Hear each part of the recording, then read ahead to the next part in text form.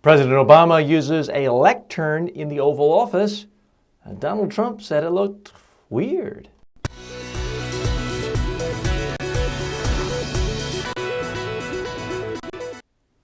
Folks, this is one of these rare times where I'm going to have to side with Donald Trump. Now, recently, President Obama gave a State of the Union address. Well, it wasn't an official State of the Union, but it was an address to Americans and the world population regarding terrorism. And he spoke from the Oval Office, prime time. Nothing unusual about that. But what was unusual is President Obama was standing rather than seated at the presidential desk, which is typically how you see presidents talking from the Oval Office. He was standing behind a lectern. Donald Trump commented that it looked weird. Now, Donald Trump has got plenty of his own eccentricities, but I happen to agree with him. It did seem a little bit jarring seeing the president standing in the Oval Office as if he were at a press conference or at the White House briefing. Typically, the reason you have a lectern is to have a place for all the various news organizations to place their microphones. Well, that's not the case. It's easy for multiple people holding press conferences to come up back and forth, place to put notes and speeches. You don't really need any of that when you have a desk in the Oval Office and there aren't a whole lot of news cameras coming, or there aren't any. There's just one video camera controlled by the White House.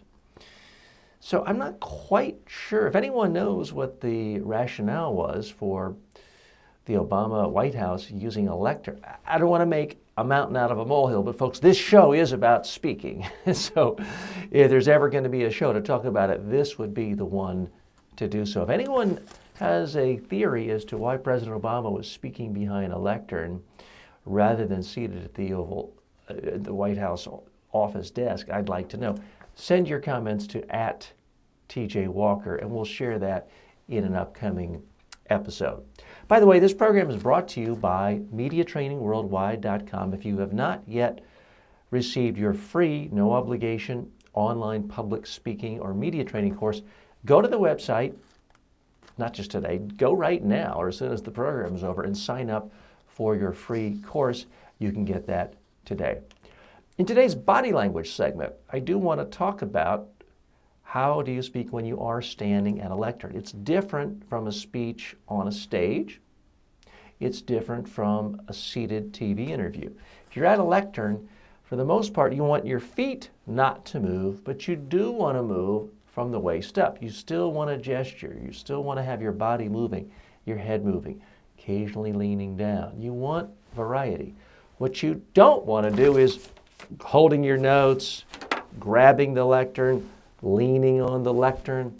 There are all these things people do when they are behind a lectern, and it's really not helpful at all. It doesn't give you the most positive image you could be giving to your audience. So keep in mind, you want to move, don't lean. If you want to put your notes on it, or ideally a single sheet of notes down, nothing wrong with that. But don't lean on it, don't use it as a crutch. Now, in our What Not to Do segment today, here's what's not to do that relates to this same theme. Don't call a lectern a podium. Now, this is often confused. A podium is what you stand on when you're speaking. It's the riser, it's the platform. A lectern is what you're standing behind, or your notes might be on, or the microphone's coming out. Now, you could say, TJ, who cares? Everyone calls it a podium these days. You can't go to an airport without every 10 seconds someone saying, please report to the American Airlines podium or the Southwest Airlines podium, and they mean the desk. So it is a terminology that has been confused and blended in modern pop culture. But if you're ever around professional speakers, if you're ever at a National Speakers Association, they will snap at you quickly if you make that mistake. So please make a note of that. A lectern is what you stand behind. A podium is what you stand on top of when you are speaking. Now, in other technology news of the day, I want to share with you a little bit of a fight I've been in on Twitter lately. I've gotten into a little bit of a tussle with some people who are big fans of Prezi. They took exception to my comments about essentially what a waste of time Prezi is. I've also had some conversations with people who put out tweets with things like, 3 great tech alternatives to PowerPoint. Here's Prezi, here's this, here's that. My point with all of them is, why even bother with that stuff until you've made sure you have a great, interesting speech and you've delivered it in a dynamic, interesting, memorable way. I'm not anti-technology, folks. I'm using technology now. Video cameras, lights, software, computer, TV screen. I'm up to here in technology, but I'm not giving you a technology presentation. I'm simply speaking to you, trying to make the ideas as useful, as helpful, and as memorable as possible. That is the first goal. And that's really my problem with the fixation on technology. People say, well, the two go together, as if they're equal parts, as if it were peanut butter and jelly. Well, yeah, but if you just have a jelly sandwich often, that's not good.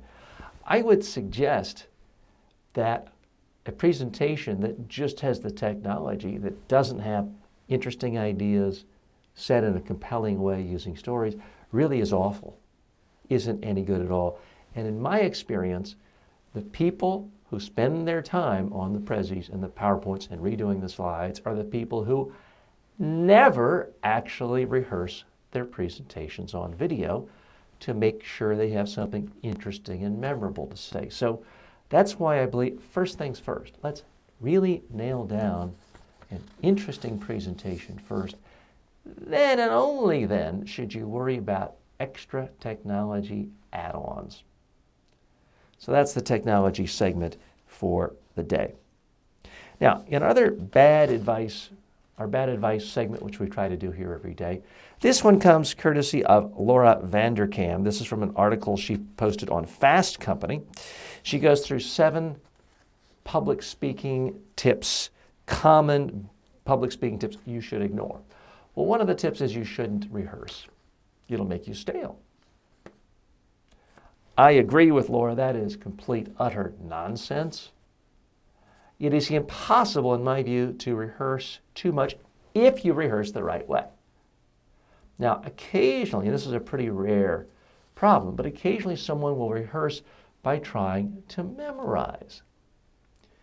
If you try to memorize a speech, that's really hard, because then when you get tense, you think, oh, no, what's the next word? And you scrunch up your face, and the whole speech comes screeching to a halt. That's a problem. But the problem is not rehearsing too much. The problem is you did a bad job of rehearsing. You did the wrong type of rehearsing. Never try to memorize words. Just focus on the ideas and expressing them in a conversational way. Do that, and do it as many times as it takes for you to see evidence that you're great, meaning videotape yourself. Keep rehearsing until you like what you see. That's when it's time to stop rehearsing, not a moment before. Now, from our segment on good advice from the web, this really jumped out at me. This comes from a story in Business Insider, and it is put out by Kim Scott. She was the writer or the editor. She talks about how Sheryl Sandberg, one of the honchos over at Facebook, pulled a woman aside one day and said, "You're really saying way too many ums and ahs." And said, "Oh, okay, right, got it." Kept on going. And apparently, Sheryl Sandberg grabbed her arm and said, "I don't think I'm getting through to you. People think you're stupid." It was basically, she said things that starkly. People are going to think you're stupid if you have that many uhs and ums. And that's what really struck the woman as, wow, that's harsh. That hurts. But it's true. And that gave her the motivation to really work harder to get rid of these verbal tics. So I congratulate Sheryl Sandberg if, in fact, this anecdote is true. And she did that because here's the problem. Our friends, our family, our colleagues, the people we work with most closely, they don't really want to have to tell us our flaws because they are afraid of hurting our feelings. That's why people often hire someone like me, an outsider, to come spend a day with them to critique them. But you do not help a friend or colleague by just telling them their speech is great.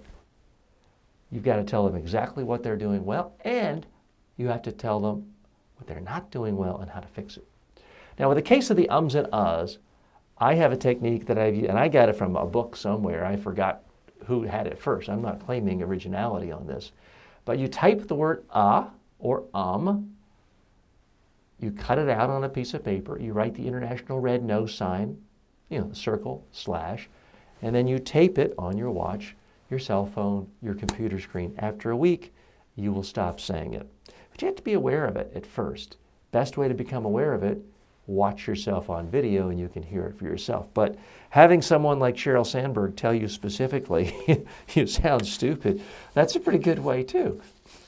Okay, in our question segment for today. This question comes from Quora. By the way, if you'd like us to answer your questions on any aspect of public speaking, speaking to the media, all you have to do is send it to us here, info@mediatrainingworldwide.com, or on Twitter @TJWalker, or post your questions on Twitter, and we're going to try to answer most of those as well. So the question is, what are interesting agricultural speech topics? Now, folks, I've spent a little time on a farm, and I mean a little time. My uncle had a dairy farm, and I spent a number of weeks there in the early 70s, and I had a great time. But I'm not an expert on agriculture. But here's the process I do think you should apply. Talk to the people you will actually be speaking to. Don't pick someone like that. Don't pick some city slicker in New York and ask him what he thinks if he's not going to agricultural policy meetings or farm meetings. And I'm teasing a little. I'm happy for you to ask. But ask people who you think will actually be in your audience. Find out what are their concerns. What's keeping them awake at night? What's bothering? If it's farmers, it's going to be one concern. If it is environmental policymakers, it's going to be another concern.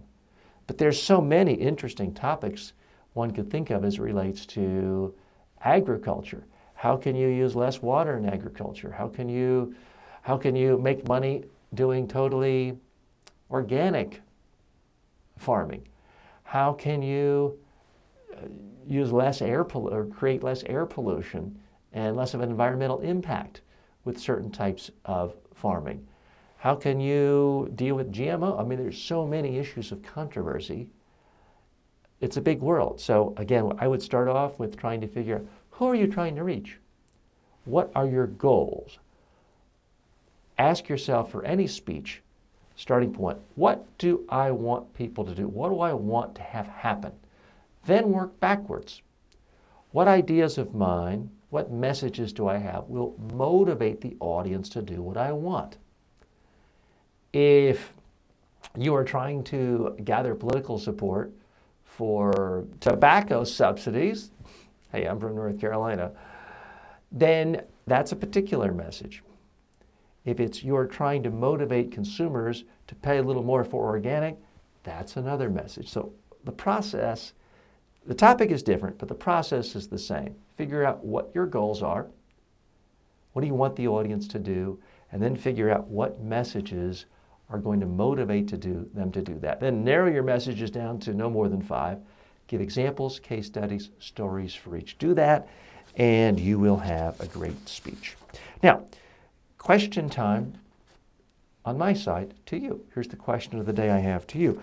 What is your favorite source of information on public speaking? And I'm not looking for you to say anything nice about me or my site. Beyond me. Let's take me out of the equation. What source is it? Is it a Toastmasters magazine, a National Speakers Association magazine? Is it the manual you got from Dale Carnegie? What is to you the best source of information on public speaking that you rely on and you trust? I'd like to hear from you. Please post your thoughts in the forum here, whether you're watching this on YouTube, Facebook, anyplace else, and let us know what you think there.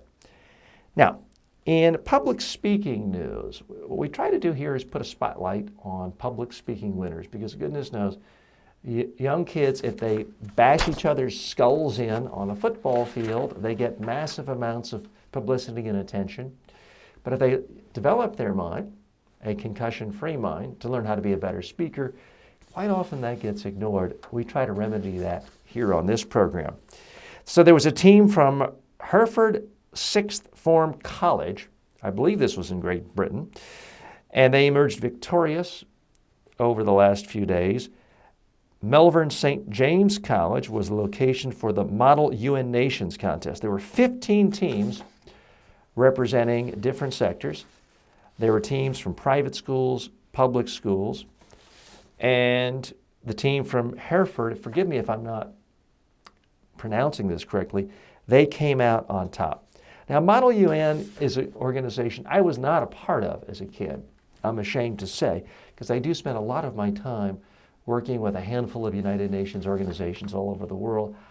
A lot of people like to bash the United Nations. Some of the hardest working, most tireless, selfless workers I know in the world worked for the United Nations. And the fact that there are students who emulate that and are trying to think in those terms, I think is a fantastic thing and should be applauded. So congratulations to these students in, I believe it was Great Britain, who came out victorious. Whether you are competing in Model United Nations, 4-H public speaking contest, Optimist oratorical contest, or other public high school speech and debate contest, if you're a young person, I applaud your desire to compete using your brain, using your wits, using your ability to speak. Believe me, I was a lot more successful in my first public speaking contest than I was in any of my Little League football, I was awful, baseball, or basketball. And I didn't even win my first oratorical contest. I came in second in a 1976 Optimist oratorical public speaking contest in Charlotte, North Carolina. So continued good luck and best wishes to all of you students out there competing in speaking contests. By the way, not just young students, you can be 80 years old and competing in Toastmasters speaking competitions. So I hope more and more of you get those competitive juices flowing with respect to public speaking. Thanks again for joining me again. If you haven't signed up for our free online public speaking or media training course, please do so at mediatrainingworldwide.com. Thanks again. I'm TJ Walker. May all of your speaking opportunities in life be a success. See you next time.